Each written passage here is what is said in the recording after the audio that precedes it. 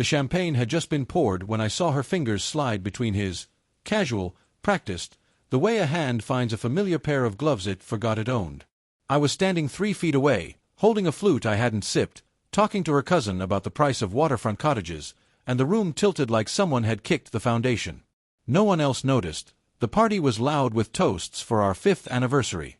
But I felt the join of their hands travel up my spine and lodge at the base of my skull, a new vertebra made of ice. I must have answered the cousin, something about interest rates, because he nodded and drifted off.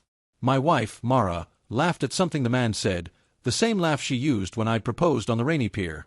Head back, eyes half closed, surrender to the moment. The man was Ethan, her high school boyfriend, the one she described as ancient history when we'd invited him for old time's sake. Ancient history had a pulse tonight, and it was threading itself through my wife's knuckles. I turned to the nearest tray, swallowed champagne in 2 gulps, tasted nothing. When I looked again, their hands were separate, hers adjusting the strap of her dress, his smoothing his lapel, but the afterimage stayed, like the ghost-bright shape of a bulb when you shut your eyes.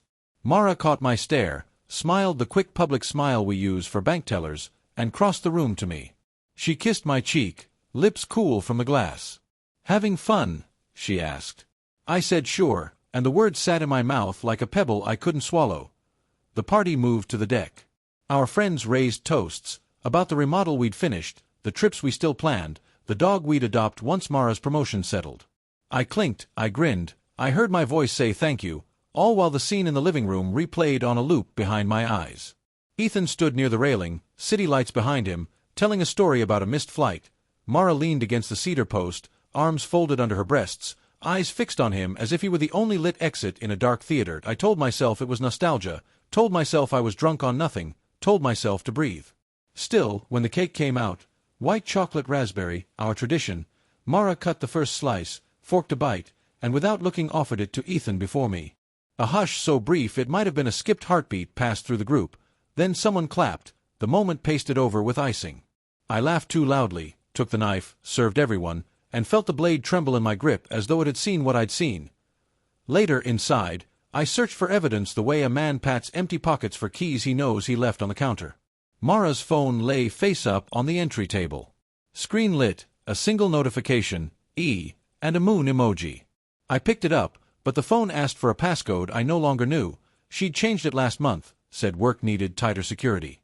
I set it back, screen down, exactly where it had been, and went to find more champagne. At 2 a.m. the last guest hugged us goodbye. Ethan was staying, of course he was, the hotels were pricey, and we had the guest room. Mara handed him fresh towels, their fingers brushing again, a static spark visible in the hallway light. She laughed, said, "Still conducting electricity." He replied, "Some circuits never break." I climbed the stairs, told them I had an early call, left them chatting about blown fuses and teenage summers, and our bedroom. I listened to the house. Footsteps below, kitchen faucet, dishwasher click, the low hum of voices. I couldn't catch words, only cadence, question, answer, shared laugh, the intimate duet of people who've memorized each other's scales.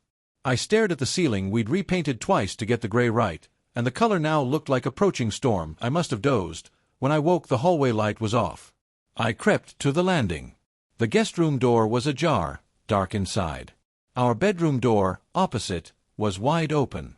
The bed beside me was empty, covers thrown back. I stood still until the floorboards ached under my bare feet. No sound. I descended, each step a drumbeat in my own chest. The living room was lit only by the city filtering through blinds. On the couch 2 figures sat close, shoulders touching, speaking whispers. Mara's head rested on Ethan's hand. No, his hand rested on her neck, thumb circling the place she likes when she's tired. I saw it clearly because they faced the window, their reflection caught in the black glass like a silent movie. I cleared my throat. Mara, startled, stood, smoothed her robe. "Couldn't sleep," she said. "Just catching up." Ethan waved, casual, as if we were roommates in college. I said I was getting water, retreated to the kitchen, drank straight from the faucet, then climbed back upstairs. When I reached the landing, I heard the guest room door close, soft, definite click. She did not return to our bed. Morning smelled of coffee and rain. I came down as Ethan zipped his duffel. He thanked us, hugged Mara, clapped my back. At the door he turned, said, "See you soon," to her, not to me. I watched from the window as he walked away, umbrella closed, shoulders peppered with drops. Mara poured me coffee, asked about my schedule. I studied her face, faint shadows under eyes, lips swollen as if bitten. I said I might be late, kissed her forehead, tasted salt or tears or both. In the office I stared at spreadsheets. Numbers rearranged themselves into fingers intertwining. I called Erin, my sister, asked if I was crazy. She said, "Trust gut before data," then offered to snoop. I declined, ashamed already. That afternoon I left early, bought a small voice-activated recorder at the electronics store, the kind parents use for nannies. I hid it in the living room, inside the ceramic owl we never liked but kept because it was a wedding gift. 3 nights later Mara told me she had to work late, quarterly reports. I said no problem, would grab takeout. Instead I drove around the block, parked, re-entered through the basement, settled in the stairwell with headphones and the receiver. At 7:30 the front door opened. Footsteps, 2 sets. Laughter. Rustle of bags, wine, maybe. Music, the playlist we used to cook to. I heard clink of glasses, sigh of couch cushions. Conversation started mundane, traffic, office gossip. Then quiet, long enough that I checked the device. Finally Ethan spoke. "How much longer?" Mara answered, voice thick. "I need the right moment. He's fragile lately." My heart pounded so loud I feared the mic would pick it up. "Ethan, I hate this for you." "For him." "Mara, I keep rehearsing. Every time he smiles at me I feel the knife turning." A silence, then rustling, fabric, kissing, soft moan. I ripped the headphones off, sat in the dark of the stairwell until the automatic light clicked off and I was nothing but breathing. When I emerged they were gone, guest room door shut, low laughter behind it. I left the house, walked to the river, watched barges crawl like distant buildings on stilts. I texted Mara, "Working overnight, server crash." She replied, "Poor you. I'll leave dinner in fridge." A lie returned with kindness, efficient symmetry. I checked into a motel, slept fitfully, woke at dawn to a voicemail from her, "Miss you, hope the night wasn't brutal." I drove home as Ethan left for his jog, earphones in, nodding good morning like we shared a friendly street. Inside, Mara was singing, hair wet, wearing the robe I'd given her last Christmas. She hugged me, asked if I wanted waffles. I said yes, sat at the island, watched her measure flour, the curve of her back familiar and suddenly foreign, like a favorite book translated into a language I couldn't read. I waited for a confession, none came. I waited for guilt to crack her face. It stayed serene. We ate, she chattered about weekend plans, dinner with her parents, Sunday movie. I nodded, chewed, tasted cardboard. Friday I visited Erin, told her everything. She listened, eyes glassy, then said, "Use what you know, but don't burn yourself."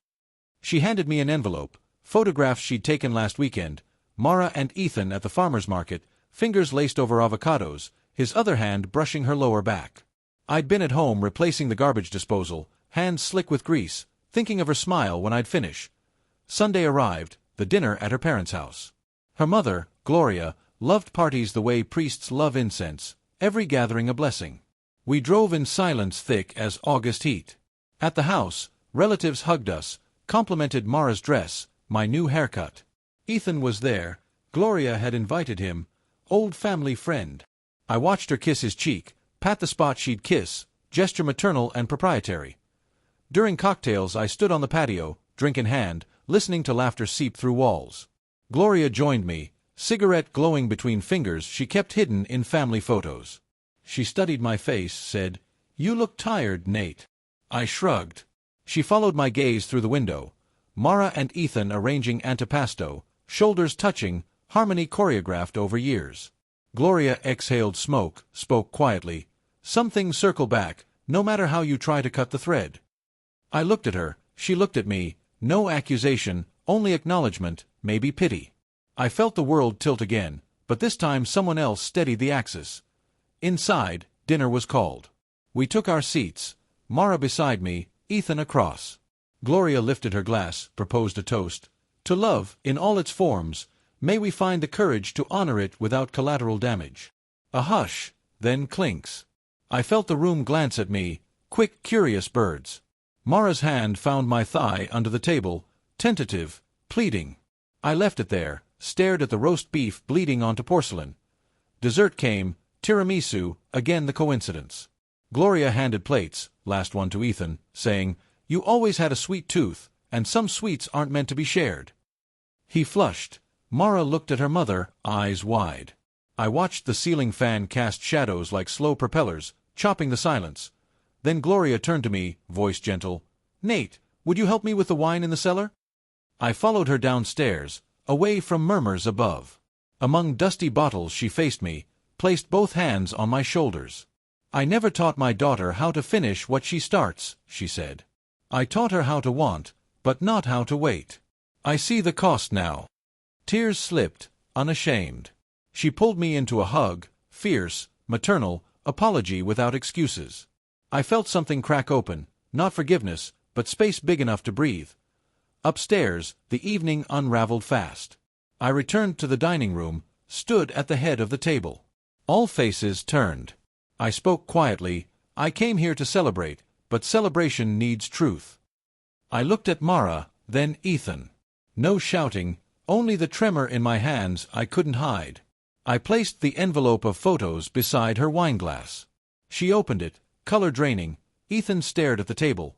Gasps, whispers, Gloria's steady gaze. Mara started, "I can explain," but words collapsed under their own weight. I said, "I loved you enough to stay silent while I bled. I can't stay silent anymore." I looked at Ethan, continued, "You knew the rules and chose to rewrite them. That's on you both." I turned to Gloria, nodded once.